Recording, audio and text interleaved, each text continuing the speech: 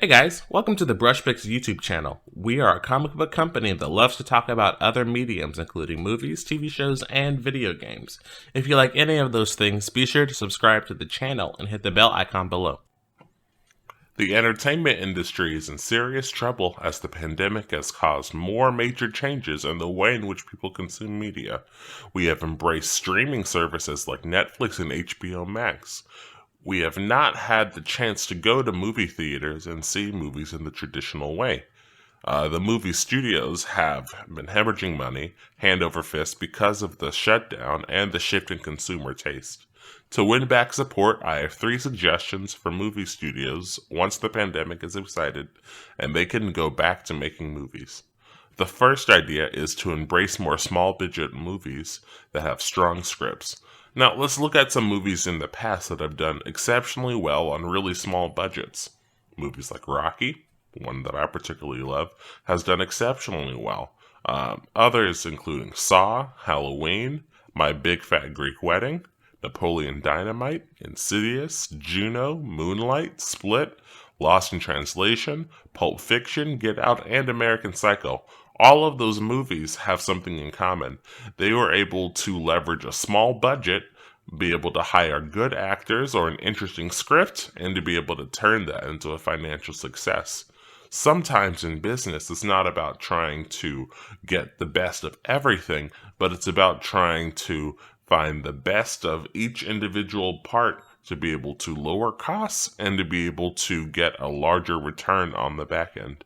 So if you spent $100 million and you have a $300 million return, that means you netted $200 million. Now, comparatively, let's say you only spent $50 million on that and you got that $300 million return. That means you made more money. And so it's not just about that top line about how much money you made, it's also about how much money you spent. And so by embracing the small budget movie, they're going to be able to do that. Halloween is one of the most interesting examples of this, is because it was one of the first movies that really highlighted how horror movies have a unique advantage to be able to do this.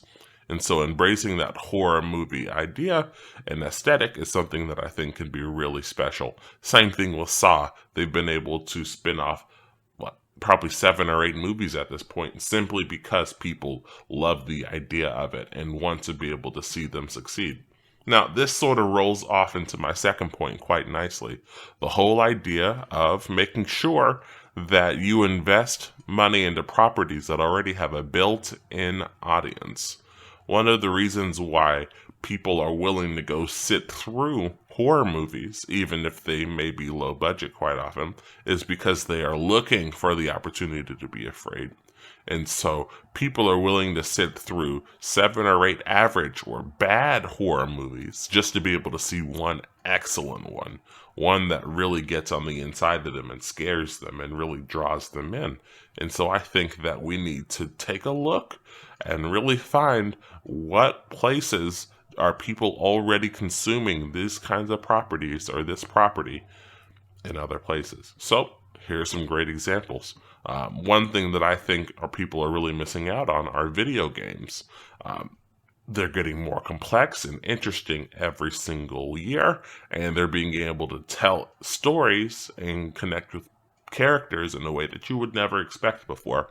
So stories like Grand Theft Auto, especially 5, Metal Gear Solid, God of War, Red Dead Redemption, Mass Effect, and Uncharted all have interesting stories that really draw us into their world, have fantastic and interesting and exciting lore to be able to explore, and at the end of it all, really can draw the reader or the viewer into their premise. That's what's really exciting about it, and I believe that if we were to embrace these ideas from other mediums and transport these in, or even take certain ideas from it and be able to make a new property, you can do something really special. The final thing that I want to highlight is the idea of to reboot movies with excellent premises that underperformed. So the idea is that a premise can be really excellent, but there can be dozens, if not hundreds of things that can go wrong in the movie making process that are sometimes in the creator's control or sometimes out of the creator's control. And so I think a lot of movies really do need a second chance to be able to try to really ingratiate themselves to the public.